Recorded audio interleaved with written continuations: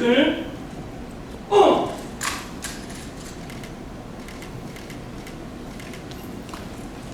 Please remain standing for the singing of the national anthem by Correctional Administrator Nathan Justin of the California State Prison Salon.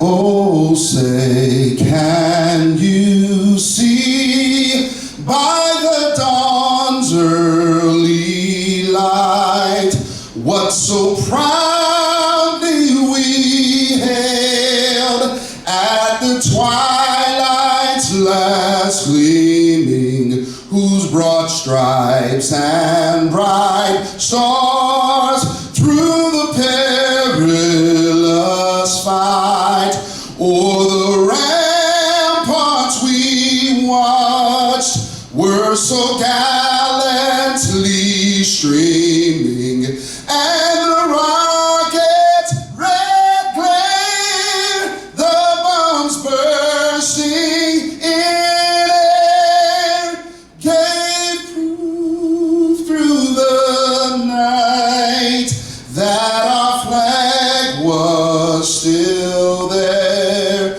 Oh, say does that star-spangled banner yet wave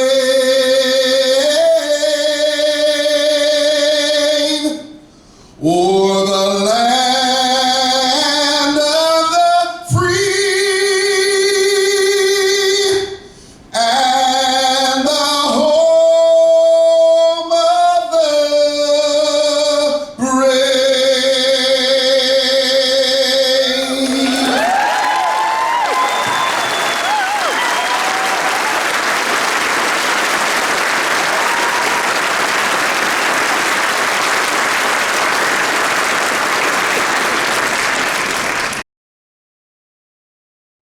Sovereign ruler of all peoples of this earth. O God, we pause to recognize men and women of valor whose extraordinary actions went above and beyond the call of duty to safeguard the life of citizens of our communities. Despite their personal safety, they became good Samaritans to the one in need. Thank you for their exceptional courage and bravery, for their compassion and service. Bestow upon us now your holy presence in this special place. At this time, send down your abundant blessings on these your sons and daughters who so generously devoted themselves to helping others in times of need. Strengthen them in their trials. Give them the courage to face the perils of which beset them, and grant them a sense of your abiding presence, wherever they may be. We ask this and pray in your holy name. Amen. Amen. I do want to give a few thanks to a few people that made this event possible. We'd like to thank the California Correctional Supervisors Association, President Art Gonzalez and his association for their graciously hosting the CDCR Medal of Valor. They have done this for the past 15 years, so let's give them a round of applause.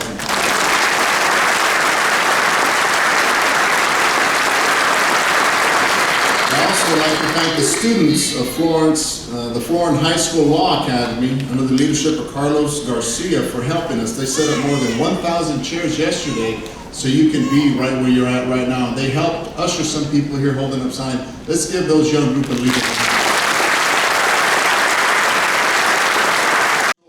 On first responders amid the ashes and smoke, our peer support volunteers stood beside them, helping them to get through it.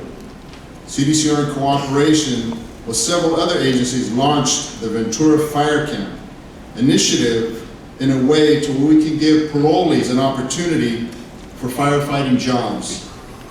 This was a difficult obstacle. We spent many hours and many days and many conversations, but if it were not for the collaboration with CAL FIRE and the work with CDCR, CAL FIRE, and the California Conservation Corps, it would not have been made possible. CDCR co-hosted a national convention for working women in corrections. The event had thousands of people, including some of the foremost people in corrections.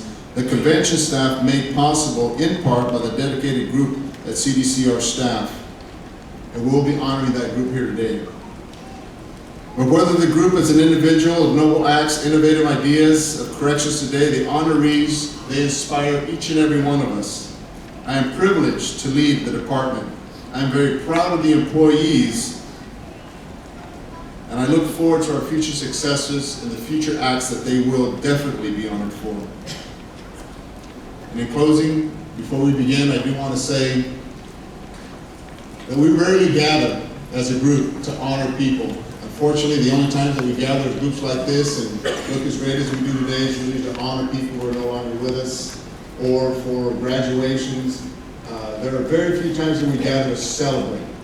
And today is truly a day of celebration. I came in a little bit earlier this morning on purpose because I wanted to see the family members of the loved ones that are being honored. And to them and to you, I want to say thank you. Just like your loved ones who are being honored today, you are also being honored for your dedication. So welcome to our Medal of Valor ceremony today. Please enjoy yourself. Your presentation is to 24 CDCR employees who took the heavy responsibility of organizing and presenting a high-profile Women Working in Corrections and Juvenile Justice Conference last fall. They are being awarded Distinguished Service Medals. Honorees, please stand and face the audience.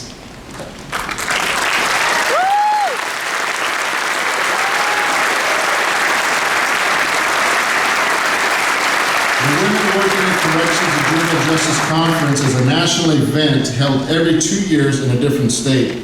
The honorees who worked with the California Peace Officers Foundation had to pull the convention together from scratch, securing enough hotel rooms, keynote and breakout speakers, meeting spaces, printed programs, menu selections, and other activities. They planned for 600, but sold out 2 months early and worked to accommodate extra attendees from across the nation. Nearly 800 people attended the 2018 conference last October. Some of their tasks were hire nationally recognized people to speak at general sessions, seek people for 42 breakout sessions, solicit vendors and recruit sponsors, recruit more than 100 volunteers, arrange entertainment and set up a silent auction, and to handle communication and outreach. Oh, and to do all this, they handled their own day-to-day jobs. The conference was a smashing success, generating much goodwill for CDCR throughout California. And I have to say, in my travels around the country, the attendees who were there, I still receive compliments. So for all of you, job well done.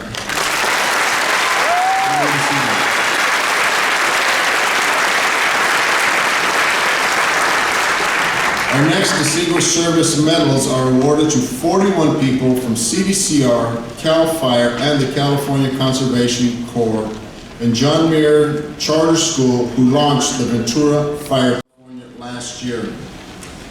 The Camp Fire was the deadliest and most devastating, destructive wildfire in the history of California and is on the high list of the world's deadliest fire.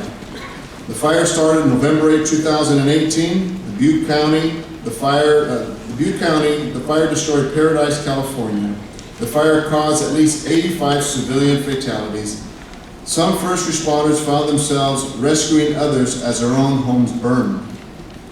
Into this natural disaster stepped more than 80 peer support volunteers from CDCR. They provided counseling and extra hands that were there to help in the time of need. These peer support volunteers are being awarded the unit citation today. Jeff Bauer, a CDCR videographer, has created a special video about the peer support volunteers. Those in the audience, please watch the screens above.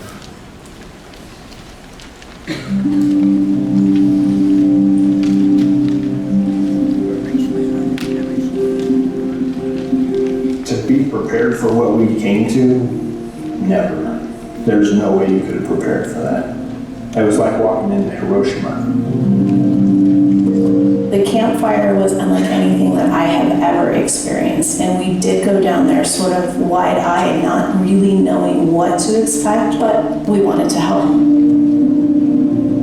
That was my first time actually dealing with something like a wildfire and the sheer chaos of it. You know, you can actually have an awe moment where you're kind of just stuck looking around, but you got to snap out of it quick and realize why you're there and what you're there to do. It's real life, because ultimately, you know, you're stepping into somebody's life, and a lot of people were hurt a lot of the officers there were just working day after day after day after day. So many people in uniform, and just seeing in a good way, the amount of people that were there to help from all sides of law enforcement. The group that came together for the campfire was a group of 80 people, and it was from, I believe, 6 or 7 different institutions. It was wonderful to meet like-minded people that were there wanting to do whatever it took to make a difference. The sheriff reached out to the California Department of Corrections and Rehabilitation for help because he realized that 200 or something of his first responders had lost their homes, and all they had left was their uniform and the vehicle they were driving. He knew there was a much needed use for peer support, so he called out, and that's when Catherine Minute put out the call to all the team leaders. So we actually got to ride around with those people that's what they had left, and talk to them while they were still working. And just listening, just seeing how things were for them and what they experienced and what they had gone through. One of the things that we recognized early on, I think the day of the fire, was that this fire, this event was going to have a significant impact on our people in terms of their emotional well-being. Our job was to shadow other chaplains from other law enforcement agencies and to go out and kind of talk to the officers, law enforcement agencies that were already out in the field. So in that small area, the PSP team coming, I was helping with first my animal rescue. The next time I was assisting with, just road blockades because people were trying to go out to looters. They sent me to East Facility where they had all the donations coming in. We sorted through so many donations. There were trailers full coming in. We had to sort everything, lay it out on tables so these people could basically come in and shop for these goods. Some people I played with their kids so they could shop. Others I could tell that they were pretty overwhelmed, and I kind of just took over and shopped for them. When we first got there, it wasn't a warm welcome. They were stressed, they were going through a lot of things. They didn't know who we were, but after a couple of days, then it started to change. And then they would see us and they'd wave and say hi, and hey, you want to go? Let's go up here. I'm going to go check this out. Okay, cool. So we kind of started to become part of the team. Was also creating a situation where the people that were there build these bonds with individuals. I mean, I know there's several of the people that came up that still talk to people up there. We can't change the tragedy. We can't take away the pain, we can't take away the loss and the destruction, but we can offer something. We can offer compassion, we can offer support, and we can offer resources. And I think that in any devastating situation, that's the best that you can possibly take out of it. The mission is to help, right? The mission is to support. The mission is to get people out of harm's way, right? And that's the PSP team. I don't feel like I deserve to be recognized. It's just kind of like a no-brainer to help. The simple thank yous, just to opening up, trusting a complete stranger at that, with their issues and what they're battling. That was a reward in itself. I don't feel it's necessary. I feel I was doing a minimal thing compared to what the people of Paradise, the first responders in Paradise and the that lost everything, they're the ones that deserve some kind of recognition. It's an honor, absolutely. I mean, I feel very honored. It was very emotional, and there was a lot of loss, and feeling like I'm getting a praise and an attaboy for being there with people that lost so much and sacrificed so much. It's a little bit odd. With all the negativity in this environment, it does help out, shines a little light, on this prison and on the institution. So yeah, it's pretty cool. To have 80 people that have been touched in a way that You know, no one else is ever going to experience something like this. You may have another disaster, but it's not going to be the same one. So the 80 people that are involved in this all have a bond. And looking at like the whole fire, I felt like, boom, like we're here assisting people in a time that is really traumatic. But my true takeaway is that time is so precious, it's priceless. You know, how you spend your time is really important, right? So it changed my entire trajectory.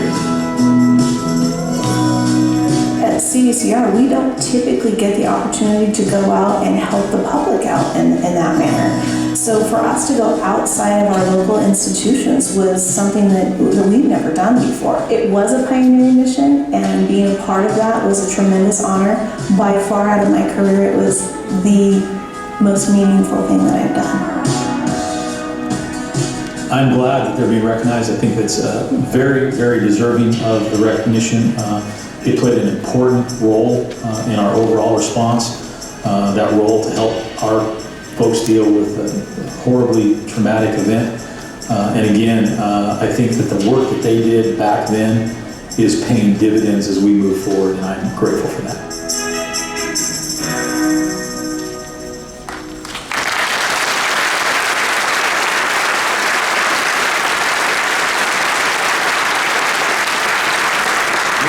Special law enforcement guests here with us today is those staff members who were directly involved in dealing with the fire.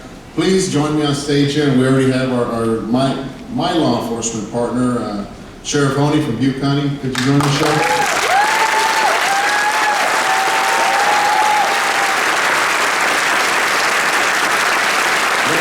Butte County Probation Officer.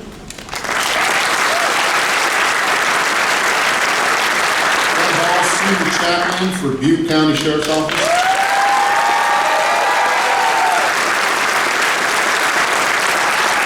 Jennifer Hart, Program Manager for Butte County.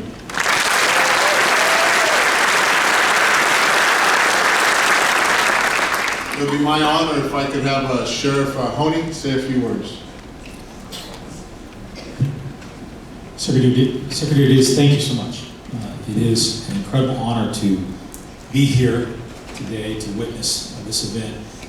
I certainly want to thank you not only for inviting us here today, but also for the everyday collaboration and cooperation that we receive from CDCR. It's a pretty incredible working relationship, and I'm proud of it. As you heard, the Camp Fire was the most destructive and deadliest wildfire in California's history to date, and I certainly hope that there's never an event that surpasses it. Every single member of the community that we serve was impacted, and every member of my department, as well as all of the other first responders from Butte County and those who rushed in, were impacted as well. There's really no way that I can adequately describe the emotional trauma visited upon all of the first responders who had to risk their lives to save other people, in many cases while their own homes burned and their families were in peril. As you saw, we recognized early on the need to address that trauma, and from my standpoint, or from my department, I certainly want to thank my senior chaplain, Pastor Ed Hall, for being our liaison to that group. There was so many moving parts to that response.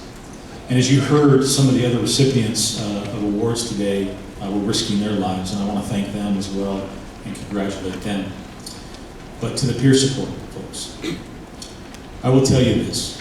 Long after the communities of Concow and Magalia and Paradise and Butte Creek are rebuilt, long after the visible scars of the fire have been erased from the landscape, the emotional trauma that was visited upon those first responders will exist. That was the first time that I saw that video, and it brought tears to my eyes as well, remembering those events, and I suspect that will be a response that we had for many years. And I think it's important to keep this in context and really understand the important work that you did. For those of you who are not aware, first responders experience a suicide rate 10% higher than that of the general population. And emotional trauma visited upon all of us in this profession is something that we have to get better at dealing with. But the bottom line is this: the work that you guys did, beginning on the day of the fire and for the many, many months that went after that, will save careers and save lives. And you may never know that, but the fact of the matter is the work that you did was paramount, and I thank you very much for your response. These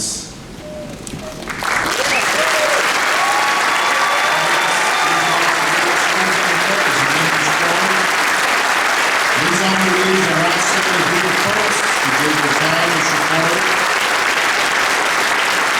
Yeah, let's keep that going.